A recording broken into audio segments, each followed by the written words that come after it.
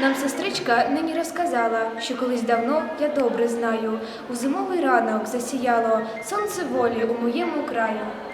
Вийшли люди на майдан Софії, де колись лунала княжа слава. Хтось сказав, сповнились ваші мрії. Україна вільна вже держава. Хтось сказав, і всі почули люди, з Києва аж по самі Карпати. Україна є, була і буде, вже її ніколи не здолати.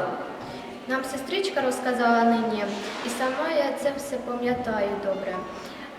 Знов прийде чарівна ця хвилина в українському моєму краю.